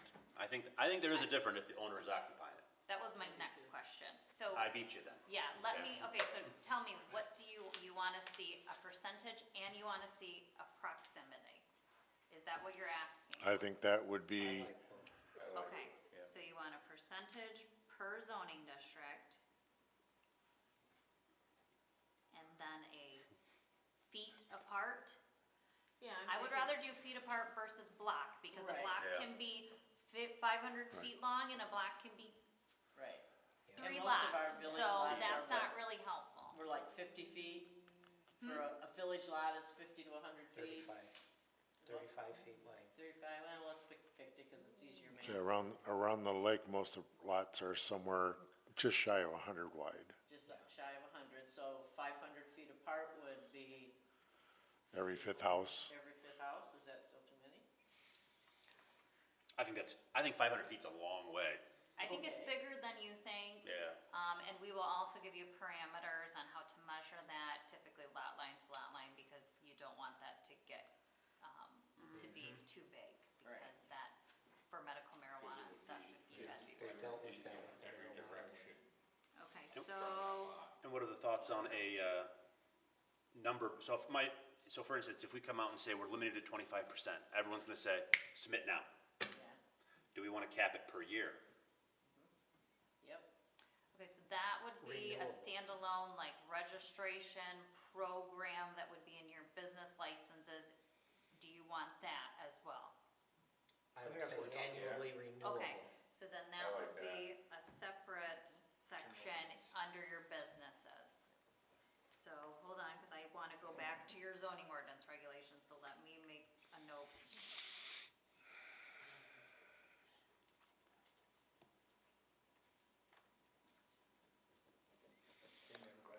Where that starts Okay, getting so- messy is coming and going of established, permitted uses, all right? And now somebody decides, okay, they're no longer gonna do it. All right, so now the village has that record, and this parcel was taken up by the not any closer than type scenario, but now they're no longer gonna function that as a business. So then now they're removing themselves from that scenario. You know, basically now, you know, muddying up where someone else could be just a little bit greater than that distance apart, but now too close to somebody else was existing. Right, but if your goal is to limit these, that, I don't see why that becomes an issue. Because really, you've actually just created more of a limitation. And if you get a 1-year license, you know, if, say you do it for 4 months, well, that license will expire after 12 months, and then it's an available license Yeah. anywhere in the district. Now, the only potential I could see for, or not, one potential I could see for abuse, right now our fees are $50 a year. If someone wants to maintain their license, $50 a year is not much. Yep. So they could just squat on it and then do what they wanna do, which, Block anybody else out from, because for $50 a year, if I hated Airbnbs, I'd gladly pay $50 Yeah. a year not to have an Airbnb. But that doesn't hurt the village because they're Well- not any different tax I mean, base. it And doesn't, also, your village should assess their fees, and $50 based on Yeah. their staff time, Right. their I agree. software time, all of that. $50 may not cover it. $50 So- wouldn't pay for one inspection of the Airbnb. Well, that's, we were, because again, it's not classified as a business yet. We're gonna have to reclassify it Yeah. within our ordinance as a business, which is gonna change how we do all of this. So we can't really compare about what our current rates are right now, because we're redefining the whole program and how we're doing it, so. Okay, so then, do you want to require the primary owner occupy a portion of the structure? That would limit these to just be, to always have somebody on site. I don't think we can due to past practices that Well, we've already allowed. You can amend your ordinances at any point. What that means is that the uses that have already been approved that do not meet the requirements become non-conforming. And once those uses have lapsed for a year, et cetera, and they're not operating any longer, then they lose the non-conforming status. So you can change your ordinances at any time to change how you want to do it. It just does create some non-conforming uses. So, okay, so we're gonna leave it open. I'm eliminating things that I have to work into So- this. Yeah, So we do not want, so, I'm not comfortable with putting that owner occupied restriction on there. just in residential areas. I'm not comfortable with that. Me neither. So what is your concern with that? I mean, It pretty much would bounce out Airbnbs.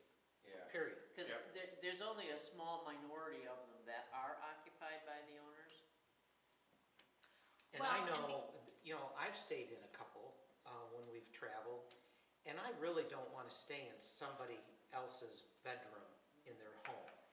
If that's the case, I'm gonna go find a relative to spend the night with. You know, I'm not gonna spend the night in a stranger's home. So I agree with you, I'm not going to either, but as a neighbor of someone that has, they're not Airbnb at my house, but if I live next door to someone that has an Airbnb that has a constant flow of people coming through, I would want to know that the owner is there because it's my house, that they're partying right next to. I mean,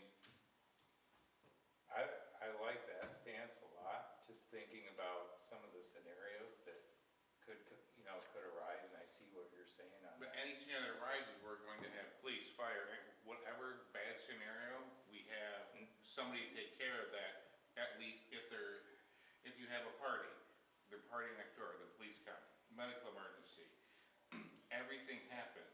I mean, and we. Maybe, No, but maybe there's built something, into that license renewal, annual renewal is, 2 infractions and you lose your license.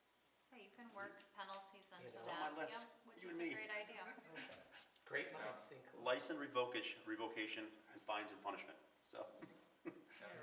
or maybe to add to that, like a major, like, cause I see your point with it, and I'm thinking to myself, like, if you have a transient population that is constantly moving in and out of an Airbnb, like, I know that if I was living next to one, I wouldn't want someone seeing what's on the property. They could essentially steal something from the property and then be gone.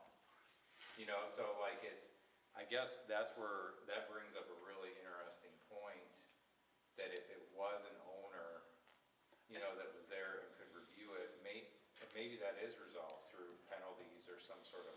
Yeah, So we see, can't act like these are anonymous people running Yeah, houses, they're going through Airbnb, credit card, Airbnb has their own dispute resolution, they have their own Well, you're also making the On decision to emergencies allow them to do this. type of Yeah. contract. So these are our neighbors, though. This is our home, so I mean, they're guests coming into our area, and I think you get a different type of person that wants to spend, a night in someone's house. I think Mr. Kinman, when he goes out, I can picture him partying every night, and that's why he doesn't want Oh, you got. bangers man. out there. Drunken brawls. I think we would be over restricting by making it requirement for the owner to be occupied. When you don't have AUDs and you don't allow them in accessory structures and stuff like that, you will decrease the number of short-term rentals exponentially because people aren't going to want to stay in other people's houses.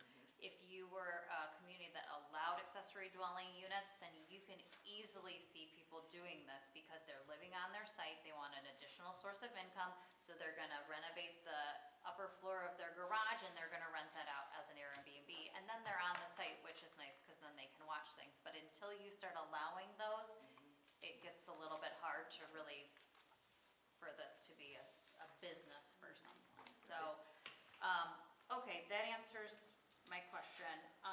And then you gave us some additional direction for some language that you currently have, which was maybe incorrect, or you need some more clarification on.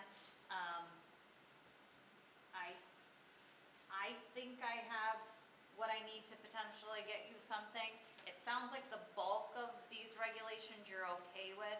Do you still want to handle them as special land uses? What are our options? Well, so you're going to have this registration program and this potential licensing program that's gonna live in your general ordinances. That's going to be reviewing them on an annual basis and then making sure they meet the requirements, right? The 25 feet, or the 500 feet separation, the 25%, all that. So that would live outside of the zoning ordinance, right? And so almost don't need that additional step of the special land use, because you're gonna have somebody reviewing them all annually and making sure they meet the requirements. So it's up to you, I mean, it adds an additional step, it does have the mailings that go to the surrounding neighbors, but if you typically approve them anyhow, maybe it's better to just let them be a registered business and go through that process. Gary? My experience was with the house on Railroad Street, and when I came on the commission, after they built the house, and they came here to get their special use permit, and the neighbors were all here for the public hearing, and they're all grumbling because why are we doing this public hearing? We all know this is gonna be an Airbnb, and it just did feel kind of like a charade in some respects. I like the idea of it's a business, treat it like a business, operate like a business. I like that too. The courts have upheld that these are commercial operations. Okay. So you can very well lean on that. And the other thing about, a special land use is if something meets the requirements of your ordinance and whatnot, you do have to approve it. So yeah, having neighbors come out and speak against it, even if it meets the requirements, unfortunately, as a board member, your hands are tied and you have to listen and unfortunately, you can't always go in their favor if the requirements are being met. So if that's the case, is that what you're inclined to do? So that I can also I agree draft with this that. correctly. I like the business.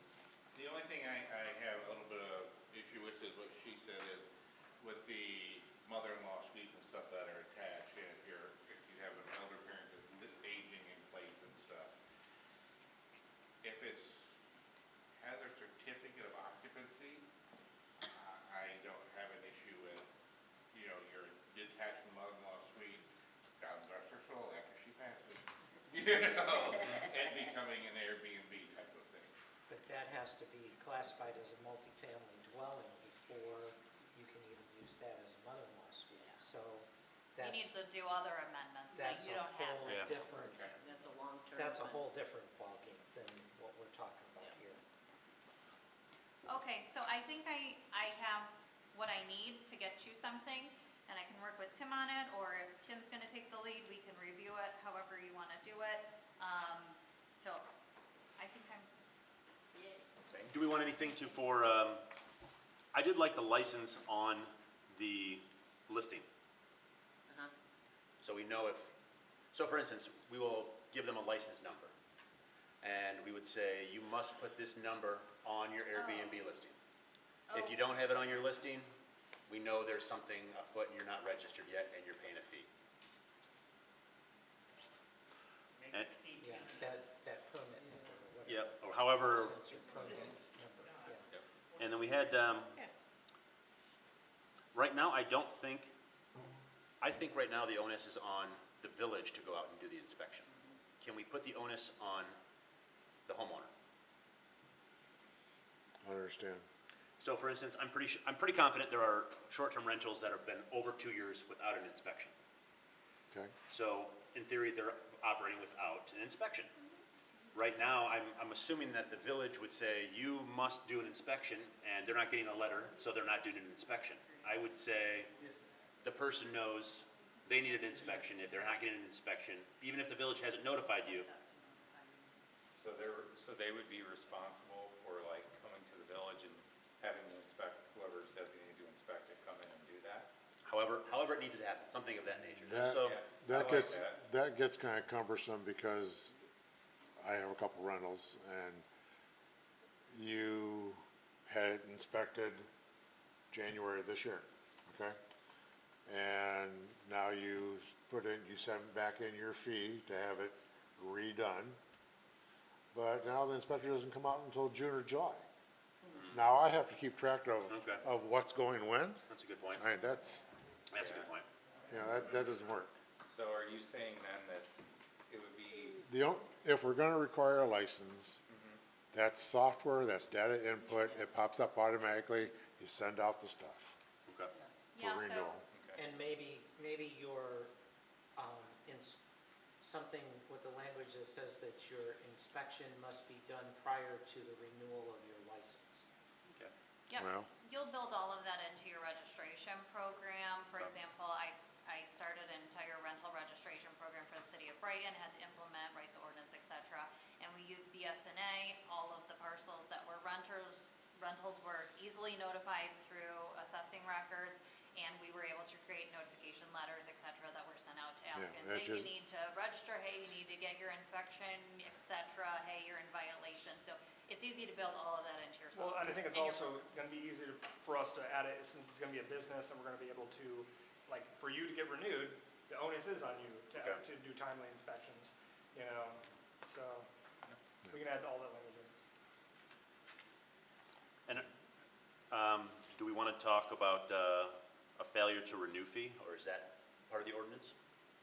Or is that, Well, failure to renew, meaning you're still operating, but you did not submit your paperwork and pay your fee? or maybe you're not operating and you don't want to have to go through the whole process again? I would say, because there's a lot of, like, variables to this, I would say let, Amy, myself, like, draft up something, and then you can, like, look at it and say, all right, I think we're missing this portion of it, because I think a lot of that will be covered in the language that, you know, the standardized language that we're gonna kind of find. Well, I think with where you're going with that, would, my opinion would be, all right, your renewal date was this, and here's your 30-day grace window. If you're late, there's a, penalty fee that goes along with it for being late. For whatever reason it is, right? Yeah. And if you don't renew, you're just done.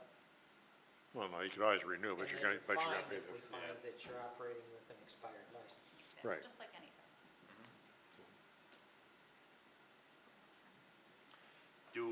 Another one I saw, I'll bring this last one up. Sub Airbnb. So the only person that was only able to, so for instance, I'm leasing from somebody, I have a year lease. Am I allowed to Airbnb? That would be part of your lease, so, consistency basis. If you are renting a home, that is between you and the person you're renting from. your land contract or your, Okay. By default, you typically know you cannot sublet, and Airbnb is considered subletting. So that should be part of your lease with whoever you're paying. But we could, as the municipality, say that's not allowed, or you have to say it's authorized by your landlord. And to that extent, we could also require them to have insurance. I like the insurance thing. If they were doing a land contract, you'd be in a sticky wicket because they're not owning, but they also don't have, it's a muddy water. It would be very hard for us to, like, enforce or regulate that when it would be incumbent on the person that's renting it out to have provisions within their license to enforce that against any kind of tenant that's coming in. And typically also, when you submit an application for anything, it typically requires owner's signature. So if you're trying to submit something and your landlord says, I'm not signing this is against your lease, then, This yeah. certifies that you were the owner of this property. I mean, we do that already with business registrations, that you, like, even if you're getting a business registration, you still have to get the owner's signature on that business registration of the building. anything else before we move on? Okay. All right, we've beat that pretty good. Yeah, number 9, training. It was good. All right, I know that we've seen documentation out regarding budgets and training and things like that, so, there's no training as of right now. This is an opportunity to let Mr. Hopper talk about what he went through. Yeah, so, if you want to briefly give an overview of it, and I will talk a little bit about some of the other opportunities for getting it covered, the cost recovered and all that. Sure, so I took the training through, it's a Michigan State University Extension program called Citizen Planner Training. There are several options. I did the online option to take the training, and I found it to be very worthwhile. I learned a lot, especially in preparation, because I wanted to come into this role as educated and make you as my fellow commissioners feel like that someone that sat in the seat actually did their diligence before coming in. And so I took that training, I went through it, I learned a great deal that I would have never known coming in to this, being somebody that's new to a planning commissioner role. I learned a great deal about it. It was really well put through. There's videos, there's actual exercises where it makes you even go through your own ordinances in comparison to what you're learning through. They call it Spartyville, is the, Partyville. yeah, is the, which as a U of M grad just kills me. But, Thank you. yeah, but it's, so I went through Spartyville and did all of the necessary trainings. But I found it, I just felt so much more prepared coming into this and having constructive dialogue, and hopefully you guys all felt the same way, that my contributions were much more worthwhile tonight for my first meeting, which I wouldn't have felt that way if I didn't take the training. It was, the Citizen Planner Online was $250 for the initial training, and as Tim will say, there are some additional classes and courses you can take that are a little bit more intense, like a Master Citizen Planner course. But if any of you are looking to take the course, I highly recommend it. And so the $250 cost, I already talked to our insurance cover, our municipal insurance. A lot of insurance can cover some of the expense. So they have, once you've completed the program, and Jarrett will be my first test subject on this, we fill out an application and they will cover, because it's a risk reduction by having a good trained planning organization, they'll cover 75% of that cost. So that would leave like, what, $62, $65 for the individual or the municipality to cover.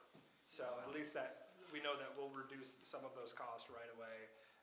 But you have to have a certificate, you have to pass it first, and then they'll recoup that expense, so.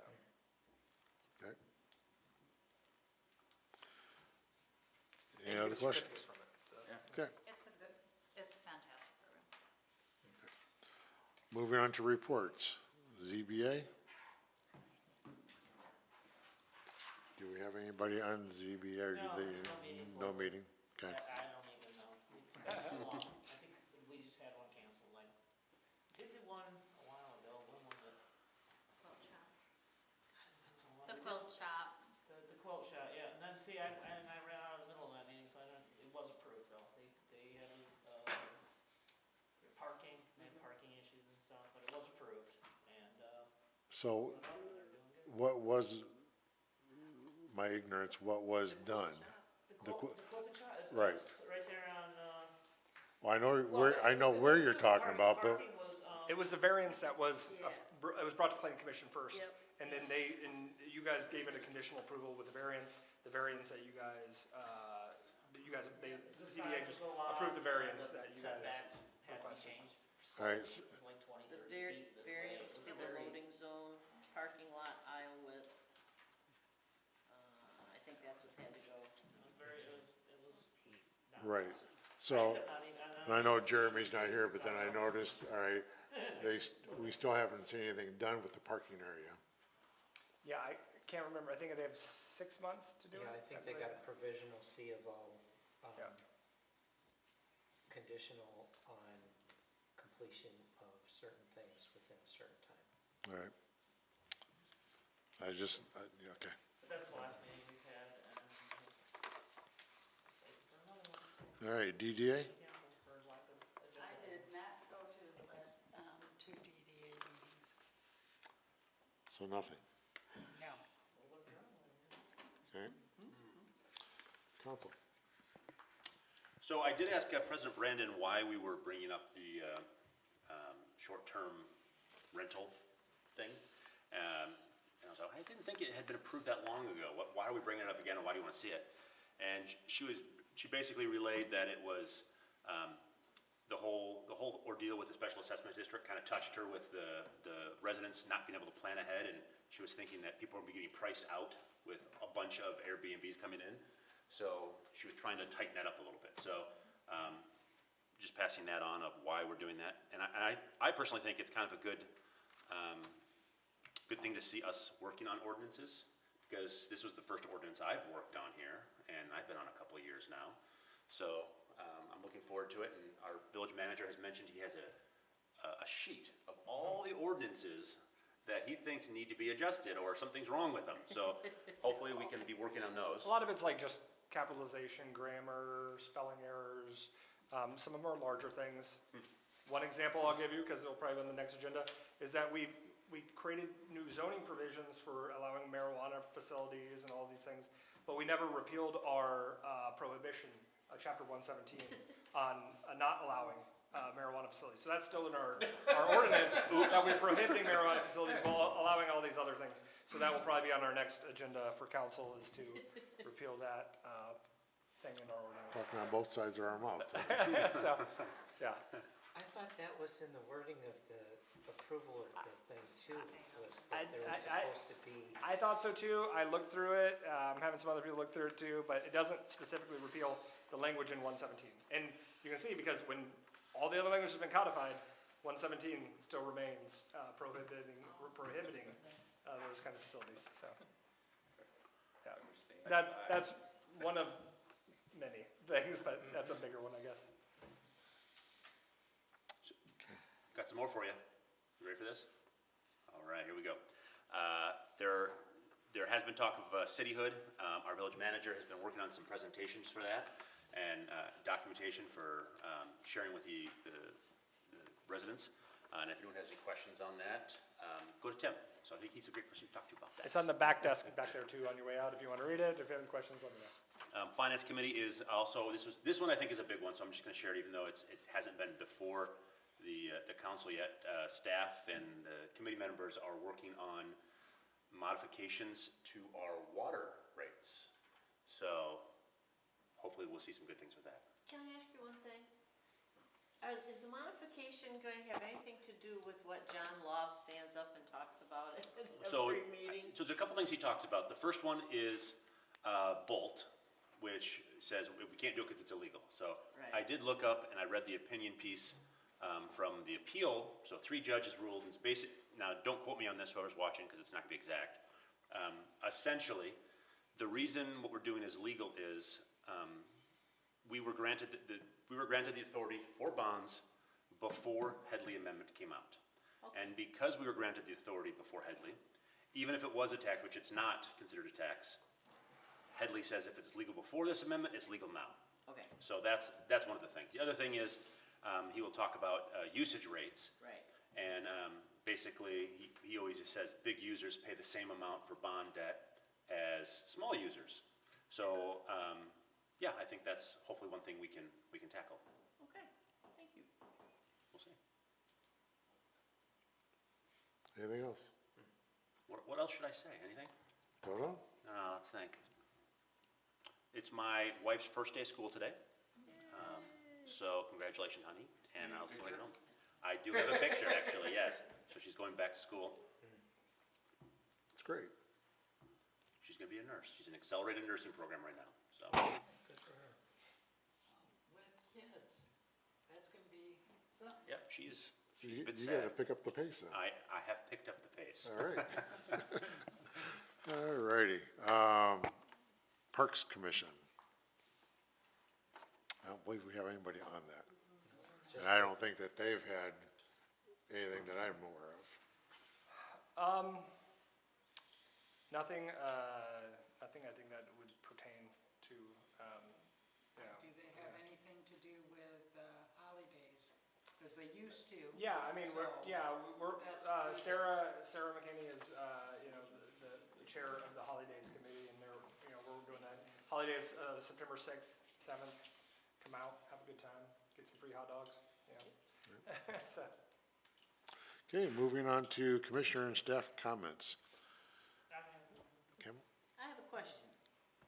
On Oakwood Street, we approved that set of condominiums, and their description said that they were gonna have black shutters. And we happened to be driving by the day the guy was installing the white shutters, and Jim wouldn't let me jump out of the car to tell him they were supposed to be black. So my question is, who makes sure that they do what they said they were supposed to? Because the white ones look crappy.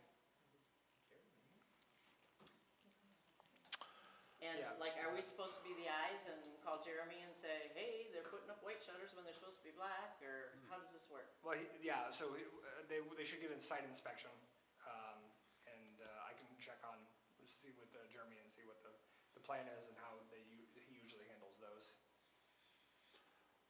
And is color something we should be, I mean, I know, yeah. it's what I- it said, it looks nice in the picture, Right, white but doesn't look nearly if as good. if I'm not mistaken, Yeah, they're black, the Right. shutters.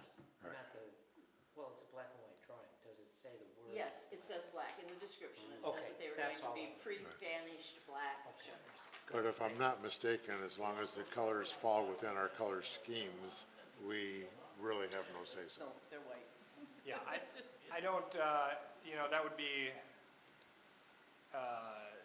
yeah, and I don't think, as long as it meets the color schemes that are established within our ordinance, and it's been approved on the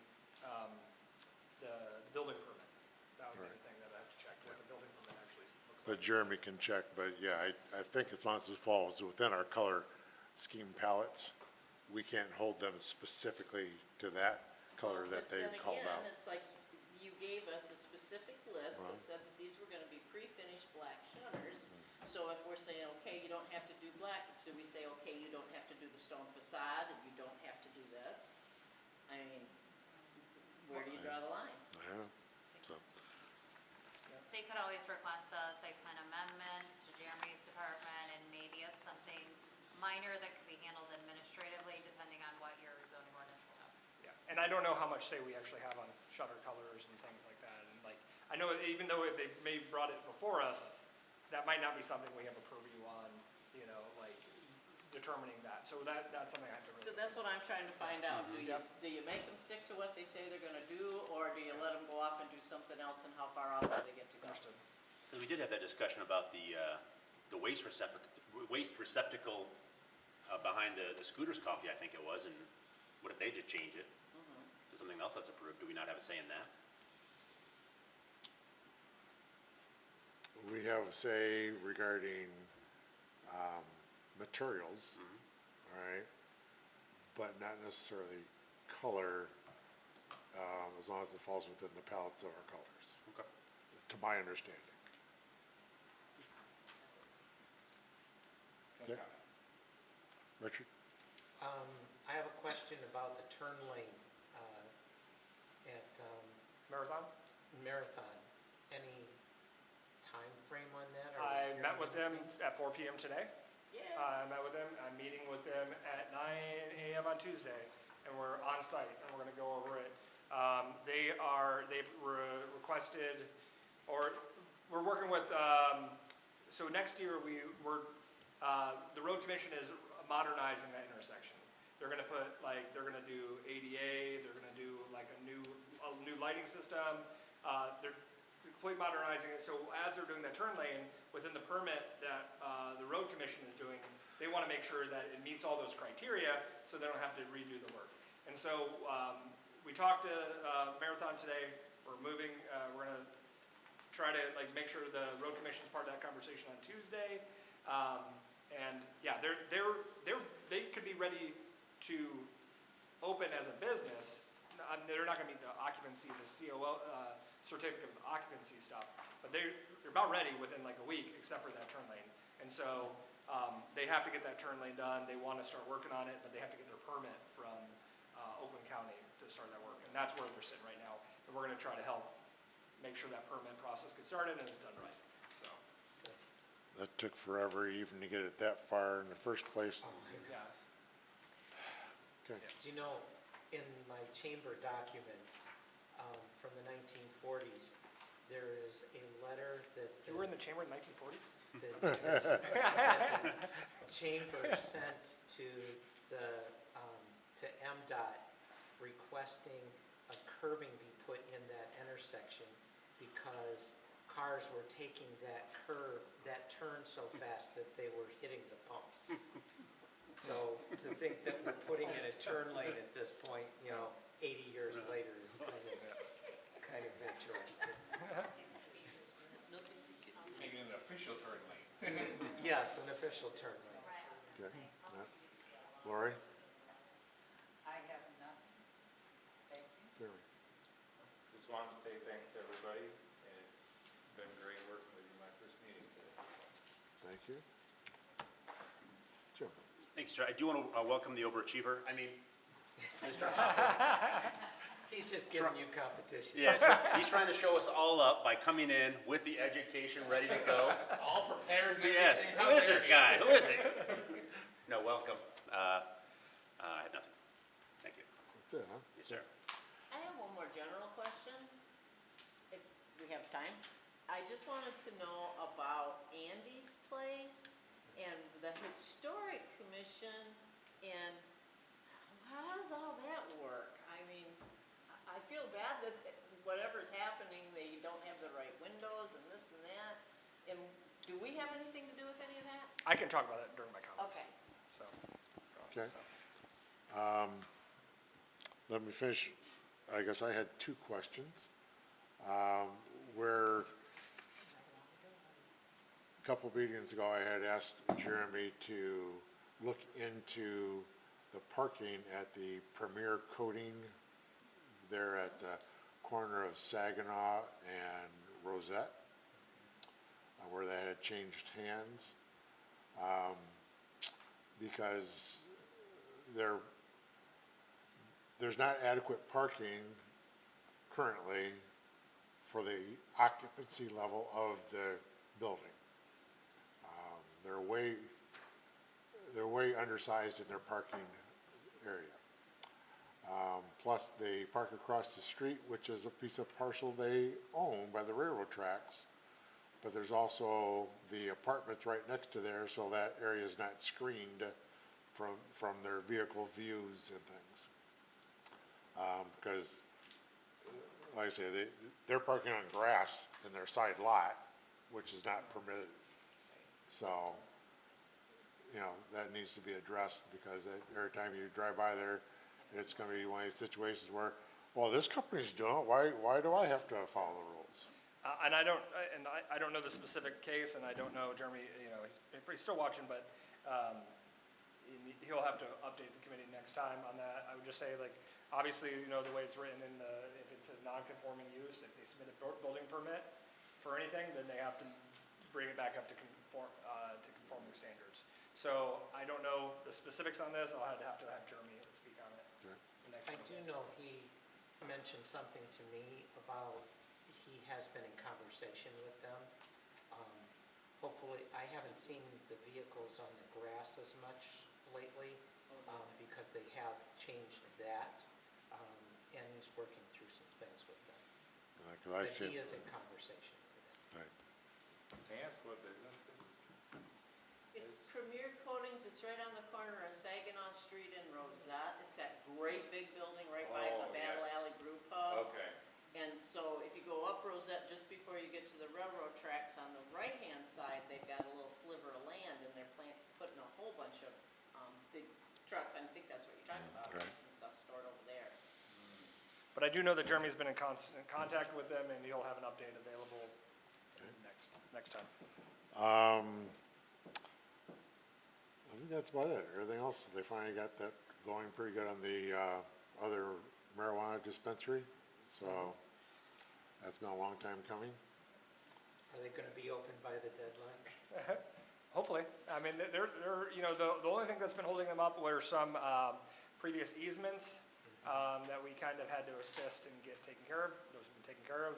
So for storm drains, and we've got them taken care of. They're helping out with some of the other businesses, providing the storm drains as well, including our fire department. Looks like we're moving ahead pretty well with that. So. Okay, that's all I have.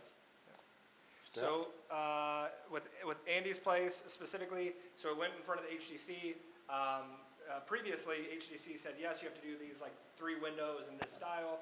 And Andy hired an engineer to do it, and they didn't do it. And that's kind of where it was at. And so right now, she's been told basically you have to bring it back up to conforming standards, or, bring us a, give it, just the architect did the wrong thing, or the people that you hired to do it did the wrong thing. They need to correct this, and that's kind of where we're at right now. And that, like, whether or not she needs to take legal action against the person that did it wrong or not, that's out of our hands. But what we do is we have a historic standard that they have to meet.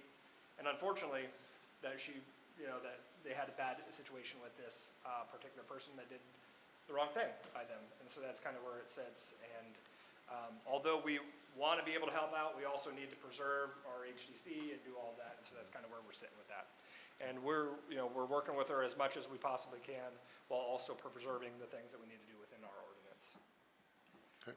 And then the only other thing I was going to update, I think we've talked about a lot of things about cityhood, all these things, and eventually I'll want to do a presentation to the planning commission on it, not tonight, but I'd like to talk about like how that would kind of change with our charter and things if we were to ever get to that point.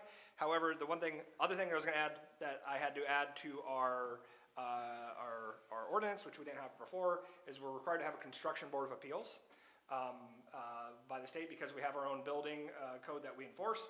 We're required to have a construction board of appeals. We've never had one.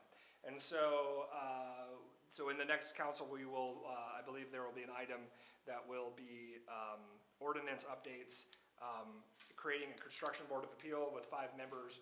And that specifically is when you have an issue, like the building officials came in and they said this building isn't structurally sound or whatnot, and you believe the interpretation is incorrect that the building official did, the plumbing inspector, whatnot, is where you can go to appeal that decision. And there's all kinds of restrictions on it. I mean, anyone can appeal, but I mean, it's in the same vein of, like what the ZBA does and such. But that will be another organization. We're going to be looking for people that have, building inspection experience, architecture, those kind of things that would want to participate in that. So it'd be looks like it'll be a 5-member board, one of those being a council liaison. They can't be village employees. And we're looking at if we can actually open it up rather than having like a village residency requirement, have a Oakland County residency requirement that will allow us to have a larger pool of like experienced people to pull in and help us interpret some of these codes that might seem a little more vague. So, yeah. But that's kind of where we're sitting on that, and still getting the language down on that. But I just want to let you know that that is another big thing, and that kind of could affect, not affect, but assist or amplify what your board does. So, Alrighty. language has already been written. We're just got to get approved. All right. From there, we'll move on to public comments again. No one in the audience? Let's adjourn this thing. Well done. I showed exactly at 8 o'clock too on my computer. That was a little fast. Not bad. Not bad.